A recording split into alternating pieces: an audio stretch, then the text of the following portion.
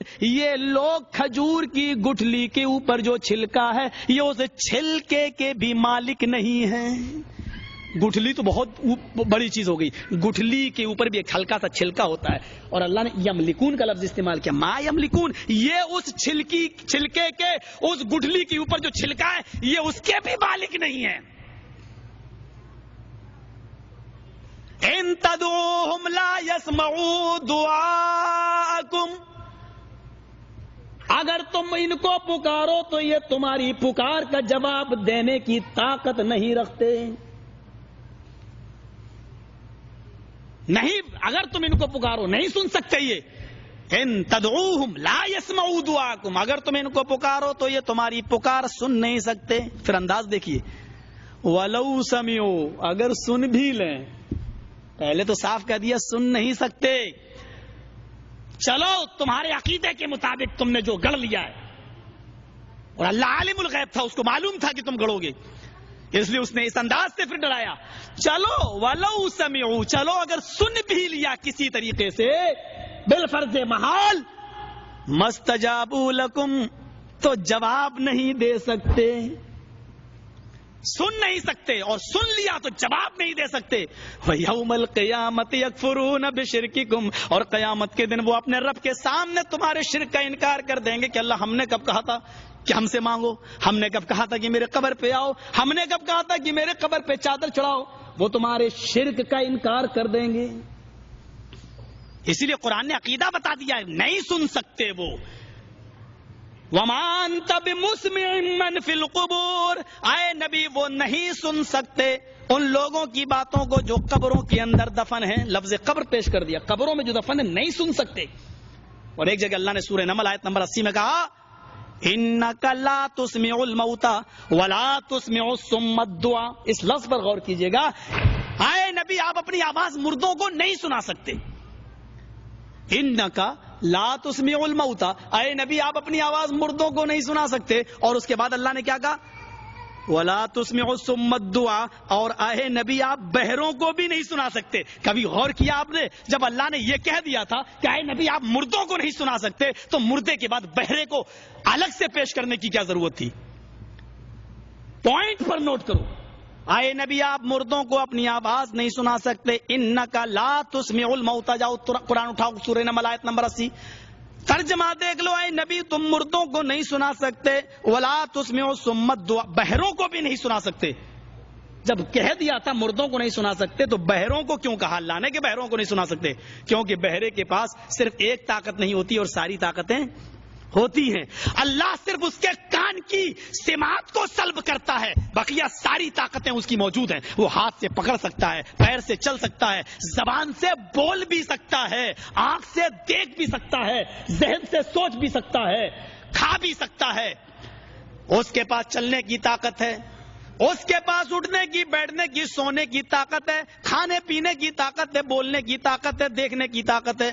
ہم نے اس کو ساری طاقتیں دی ہیں, صرف ایک طاقت اس سے چھینی ہے, سننے کی. صرف سماعت کو ہم نے سلب کیا ہے. اے نبی جس سے ہم صرف ایک طاقت چھینتے ہیں, سماعت, اور ساری طاقتیں اس کے پاس موجود ہیں. جس سے ایک طاقت چھینی ہو اس کو آپ نہیں سنا سکتے, اور جس کی ساری طاقتوں کو ہم نے چھین لیا ہو اس کو آپ کیا سنا پائیں گے؟ ایک طاقت جس کے چھینی ہو اس کو آپ نہیں سنا سکتے, اور جس سے ساری طاقتیں ہم نے سلب کر لی ہوں اس کو آپ کیا سنا پائیں گے؟ اتنی موٹی سی باتیں. لیکن نہیں, ولی صاحب آپ کی ساری باتیں صحیح, لیکن ہم تو 9 9 19 کہیں گے, ہمارے باپ نے 18 بتایا ہی نہیں ہے. ہم تو وہی کہیں گے, بابا تیرے در پہ آیا ہوں تو جھولا جھولی بھر کے جاؤں گا. بے شمار واقعہ. ہمارے اٹاوا کی ایک لڑکی کی شادی کانپور میں ہو گئی. اتفاق سے وہ ان لوگوں میں چلی گئی. اتفاق سے نہیں ہوتا یہ معاملے, یہ جان بوجھ کر ہوتے ہیں. دینداری نہیں دیکھا جائے گا, جب یہ دیکھا جائے گا پراپرٹی ملے, زمین ملے, جائیداد ملے, میری لڑکی سکون سے رہے, تو وہ یہ نہیں دیکھتا ہے پھر باپ کی میں اپنی لڑکی کی شادی کہاں کر رہا ہوں, یہ نہیں دیکھتا. بہرحال وہ چلی گئی, لیکن مطالعہ اس کا اچھا تھا. 4 سال تک بیٹی بیٹا کچھ نہیں ہوا. اس کے گھر میں جو اس کی نند تھی وہ بہت کہتی تھی چلو ہمارے ہاں ایک بابا ہیں ان کے پاس چلو, جو جاتا خالی ہاتھ نہیں لوٹتا, انشاءاللہ تمہیں بھی بیٹا بیٹی ضرور ملے. اور وہ نہیں جاتی تھی. ایک دن وہ غصے میں اپنے بھائی سے کہنے لگی اس کو چھوڑو, طلاق دو. جب بیٹا بیٹی کچھ نہیں ہو رہا, یہ جاتی بھی نہیں ہے, چلو دوسری شادی کر لو, اس کو طلاق دے دو. اس نے جب طلاق کا نام سنا تو چڑھ بیٹھی اپنی نند کے اوپر اور بولی اے تجھے اپنے بابا پہ بہت بھروسہ ہے کیا؟ بولی ہاں. چل تو دیکھ, اس کے بعد اگر بیٹا بیٹی نہ ملے تو کہنا. کہا اچھا ایک بات بتا, تیرے رشتے نہیں آ رہے ہیں, تو پہلے بابا کے پاس جا. تو کہا دیکھو بھابھی میرا مذاق مت اڑاؤ, تم جانتی ہو میرے رشتے تو آ رہے ہیں لیکن اس کے بعد ختم ہو جاتے ہیں. کہا کیوں؟ کہا بھائی میری شکل اچھی نہیں ہے, میں کالی ہوں, آج کل لڑکے چاہتے ہیں کہ گوری لڑکی ملے, خوبصورت ملے. کہا اچھا اس لیے تیرے رشتے ختم ہو رہے ہیں؟ کہاں. کہا اچھا تو اپنے بابا کے پاس چل اور یہ کہے کہ بابا میرا رنگ کالا ہے, اس کو گورا کر دو. اگر تیرے بابا نے تیرے کالے رنگ کو گورا کر دیا اور تیرا رشتہ طے ہو گیا تو پھر میں چلوں گی تیرے بابا کے پاس. یہ کیا بات رہی؟ کالا رنگ بھی کہ گورا ہو سکتا ہے بابا کے پاس جانے سے؟ کہا جب تیرا بابا تیرے رنگ کو گورا نہیں کروا سکتا تو مجھے بیٹا بیٹی کیا دلوا سکتا ہے؟ اور یہی بات پورے گھر کی اصلاح کے لیے کافی ہو گئی. پورا گھر اہل حدیث, پورا گھر کنورٹ ہو گیا. سمجھا دیا گیا. یا تو باقاعدہ کہا جا رہا ہے کہ نہیں صاحب اللہ ڈائریکٹ سنتا ہی نہیں ہے, ان کے پاس جاؤ, ان سے کہو, یہ دعائیں لے کر اوپر جاتے ہیں. میری سمجھ میں نہیں آتا کہ نماز بھی تو ایک دعا ہے, اس میں آپ نے کہا اہدنا الصراط المستقیم صراط الذین انعمت علیہم غیر المغضوب علیہم ولا الضالین, یہ دعا ڈائریکٹ کیسے چلی جاتی ہے؟ میری سمجھ میں نہیں آتی. وضو کے بعد کی دعا ڈائریکٹ کیسے چلی جاتی ہے؟ ان ساری دعاؤں پر تو کبھی آپ یہ نہیں کہتے کہ بابا میری دعا لے کر اوپر جاؤ. صرف بیٹا بیٹی کا معاملہ آتا تو آپ کہتے ہیں کہ بابا میری دعا اوپر تک لے جاؤ, اللہ سے قبول کروا دو, اللہ کو منا لو, اللہ اس کو راضی کر دو. اور ساری دعائیں اللہ ڈائریکٹ قبول کرے, صرف بیٹا بیٹی کی دعا اللہ ڈائریکٹ نہ قبول کرے, یا ٹھیکہ دے رکھا ہو.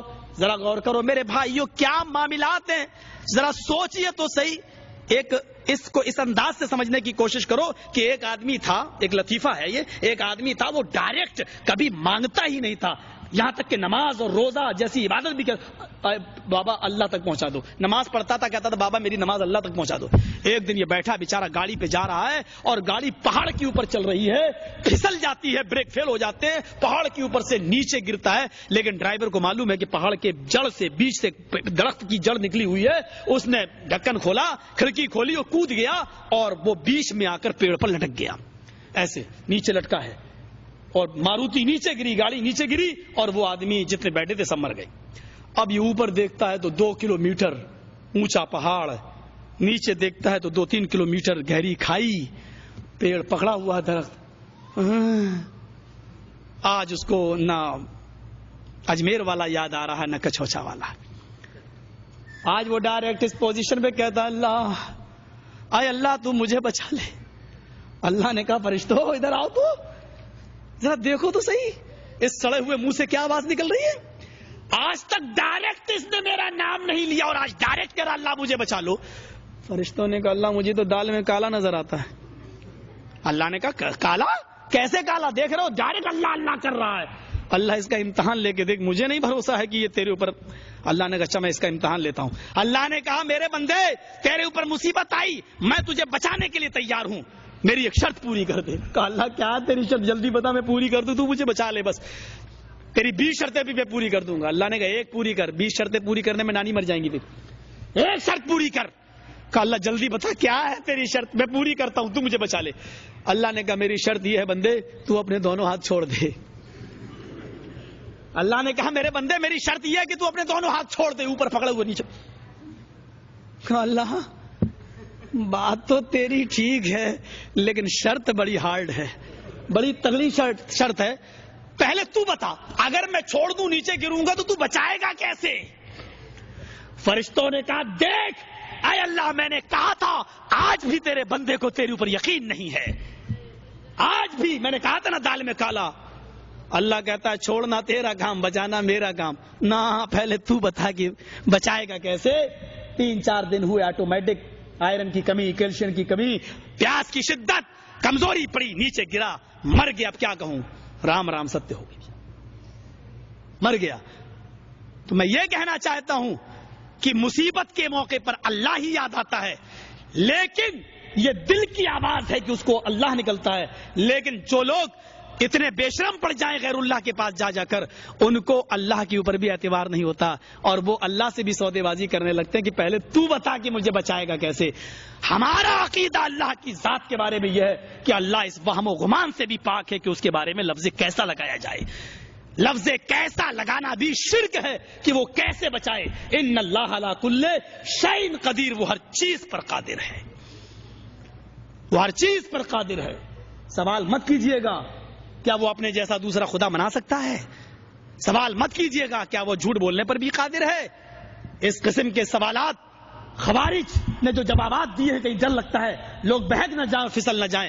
میرے بھائیوں، اللہ کے بارے میں عقیدہ رکھنا چاہیے کہ اللہ ہر چیز پر قادر ہے۔ اس کا یہ معنی نہیں لینا چاہیے کہ اللہ قادر کا مطلب قوی، اللہ تعالیٰ قوی ہے، طاقت رکھتا ہے، یعنی اپنے جیسا دوسرا خدا نہیں بنا سکتا لیکن طاقت رکھتا ہے لیکن بنا نہیں۔ اللہ تعالیٰ ہر چیز پر قادر ہے، وہ سوالات میں جانا ہی نہیں چاہیے، اور جب وہ سوالات ہمارے ذہن میں آئے تو اعوذ باللہ من الشیطان الرجیم پڑھنا چاہیے۔ اور بھی بہت سی باتیں میرے بھائیو، چلو آج میں نے کچھ ضرورت سے زیادہ آپ کا ٹائم لے لیا ہے، میں جانتا بھی ہوں کہ مجھے آپ کے وقت کا احساس بھی ہے، چونکہ کل بھی پروگرام ہے، پرسوں بھی پروگرام ہے، اس کے بعد بھی پروگرام ہے۔ ہم اللہ سے دعا کرتے ہیں کہ بار الہ ہمیں توحید کی اہمیت سمجھنے کی اور شرک کی برائیوں کو سمجھنے کی توفیق عطا فرما، اور شرک سے ہمیں اجتناب کرنے کی اور توحید پر گامزن رہنے کی توفیق عطا فرما، اور جب تک ہم زندہ رہیں اسلام پہ زندہ رکھنا، اور جب ہمارا خاتمہ ہو تو ایمان پر خاتمہ فرمانا۔ وما علینا الا البلاغ المبین، وآخر دعوانا ان الحمد للہ رب العالمین۔ السلام علیکم ورحمۃ اللہ وبرکاتہ۔